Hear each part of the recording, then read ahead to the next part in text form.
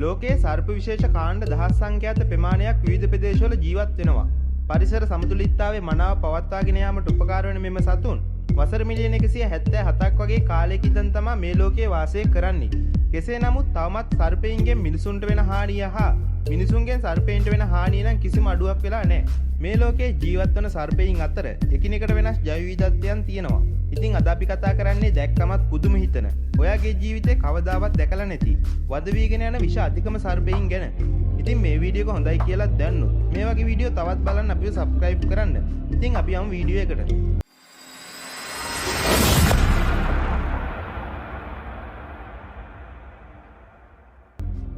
අපි ඉස්සරවම කතා කරන්නේ විෂ විදින සර්පයා ගැන.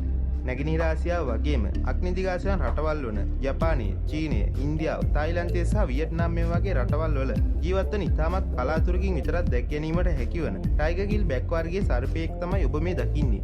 ඉතාමත් උග්‍ර විශේෂයි සර්පයෙක් වගේම ශරීරයේ පවතින අමුතුම වර්ණ සංකල්පය නිසා ඉතාමත් ආකර්ශනීය සර්පයෙක් විදිහට හඳුන්වන්න පුළුවන් මෙම සර්පයාට දෂ්ට කිරීම පමණක් නෙවෙයි මීටර් 1.5ක් පමණ දුරකට විෂ විදීමේ හැකියාවකුත් තියෙනවා. රුසියාව තුලදී පවා ඇතැම් අවස්ථාවල මෙම සර්පයින් දැක ගැනීමට හැකිවන අතර වෙනස් සර්පයෙකු මෙන් නොව බැරි වෙලාවත් මේ සර්පයෙක් දෂ්ට කළොත් දෂ්ට කළ සැනින්ම ඔවුන්ගේ මාරාන්තික විෂ අපගේ රුධිර සංසරණ පද්ධතියට ඇතුල් වී ලේ කැට ගැසීම සිදුවන නිසා ඉක්ෂණික මරණයක් තමයි උරුම වෙන්නේ. ඊළඟට අපි කතා කරන්නේ ඔලු දෙකේ සර්පයා ගැන. ඩබල් හෙඩ් ස්නේක් එහෙම නැත්නම් කාලනාක් කියලා නම් වලිනුත් මේ සර්පයාව හඳුන්වන අතර ඔලු දෙකක් පිටලා තියෙන නිසාම ලෝකේ කාතරත් මේ සර්පයා ප්‍රසිද්ධයි. කොහොම නමුත් මේ සර්පයාට ඔලු දෙකක් පිටලා තියෙනවා වුණාට ගොදුරක් අල්ල ගන්නකොට වගේම ඒක ආහාරයට ගන්නකොට එක ඔලුවක් තමයි භාවිතා කරන්නේ. ඉතාමත් දුර්ලභ සර්ප විශේෂයක් වන මොවුන් ලෝකෙටම ඉන්නේ කුඩා ප්‍රමාණයක් නිසා මොවුන් ආරක්ෂා කර ගැනීම මිනිසුන්ගේ යුතුයකමක්. මෑත දිනයකදී ඇමරිකාවේ එක්තරා ප්‍රාන්තයක හා බෙන්ගාල මඩිනානි නගරයේදී මේ සර්පයන් දෙදෙනෙක් සොයාගෙන තිබුණා. ඊළඟට අපි කතා කරන සර්පයා වන්නේ සහරා සර්පයා ගැන. සාරාන් හෝර්න්වයිෆ් යනු ඉතාමත් විසක් සයිස් සර්පයෙකි. ඉතා විශාල සත්වයෙක් පවා බිම හෙළිය හැකි ලෝකයේ ජීවත් වන උග්‍ර විෂ සයිස් සර්ප විශේෂයක් කියලා හඳුන්වන්න පුළුවන්. ඌසාගේ ඇස් වලට සමාන ඉතාම දියුණු ඇස් යුගලයක් සහ ඔළුවේ අන් දෙකක් සහිත මේ සර්පයා අප්‍රිකාව සහ මැද පෙරදිග සහරා කාන්තාරයේ බහුලවම දැකබලා ගන්න පුළුවන්. අතීත කතාවල සඳහන් වන ආකාරයට ක්ලියෝපැට්‍රාගේ මරණයට පවා මේ සර්පයා තමයි හේතු වෙලා තියෙන්නේ. ගොඩක් වෙලාවට තම ශරීරයේ මාංශ පේශි භාවිතා කරලා කාන්තාරයේ වැලියට සැඟවිලා ඉන්න නිසා වගේම වැලිවල වර්ණයට ගොඩක් දුරට සමාන වර්ණයකින් ඔවුන්ගේ යම පිටලා තියෙන නිසා බැරි වෙලාවත් ඔයා කකුල් ළඟ මේ සතා ඉඳියත් ඔයාට සොයාගන්න වෙන එකක් නැහැ. ඉතින් කවදා හරි ඔයාලා සහරා කාන්තාරයේ බලන්න ගියොත් අවට පරිසරය ගැන අවධානයෙන් ඉන්න අමතක කරන්න එපා. ඊළඟට අපි කතා කරන්නේ රතු පැහැති නාගයා ගැන. ඔයාට ඔයාගේ ජීවිත කාලෙදී ලංකාවෙන් බලාගන්න බැරි වෙන ඔයා කොහෙදිවත් දැකලා නැති රතු පාට නාගයා ගැන අපි දැන් කතා කරමු. රෙඩ් කොබ්‍රා කියලා හඳුන්වන මේ සර්ප විශේෂය සාමාන්‍ය මීටර 0.7 සිට මීටර 1.2ක් දක්වා වර්ධනය වන අතර ඇතැම් අවස්ථාවල විවිධ පරිසර හේතු මත මීටර 1.5ක් දක්වා වුණත් වර්ධනය වෙන්න පුළුවන්.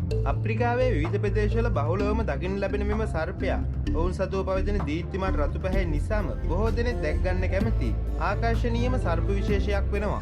මෙම නාගයින් සතු වන ප්‍රධාන වර්ණයේ රතු වර්ණය වුණත් ප්‍රදේශයෙන් ප්‍රදේශයට පැහැ වෙනස් වෙනවා. උදාහරණයක් විදිහට කෙන්යා වගේ රටවල ජීවත් වෙන මේ සතුන්ගේ පැහැය නිල් පැහැයට හුරු තැබිලි මිශ්‍ර රතු පැහැයකින් තමයි දිස් වෙන්නේ.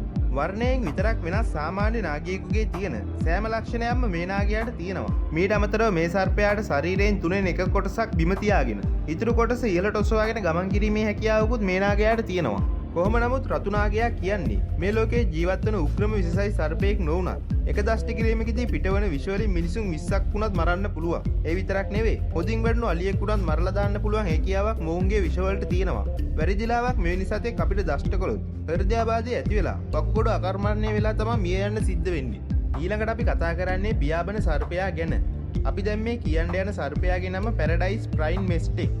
මොවුන් හඳුන්වන්නේ ලෝකයේ ජීවත් වන එකම පියාඹන සර්පයින් විදිහටයි. මැලේසියාව, ඉන්දුනීසියාව, සිංගප්පූරු යන රටවල් වල මෙම සර්පයින් බහුලවම ජීවත් වෙනවා.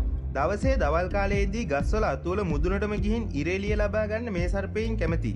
විශේෂ කාරණේ තමයි මෙම සර්පයින්ගේ හැමේ පැහැය. සර්පයාගේ වයස ගෑනු පිරිමණුව වෙනස් වෙන එක.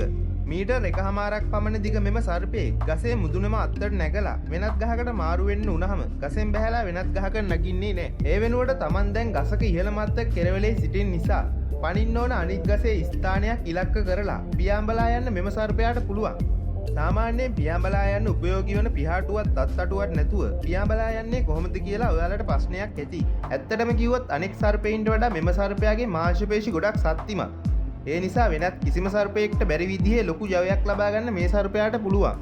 ඒ වගේම මොවුන්ගේ මාංශපේශි පුම්බන්න පුළුවන්. මේ සර්පයින්ට මීටර් 25ක් වගේ විශාල දුරකට පැනීමේ හැකියාවක් තියෙනවා.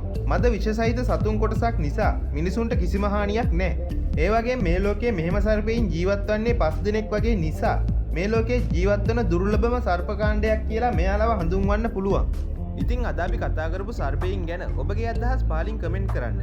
ඒ වගේම වීඩියෝ එක හොඳයි නම් වීඩියෝ එක ලයික් එකක් දාලා ෂෙයා කරන්න. ඔබට සුබ දවසක්.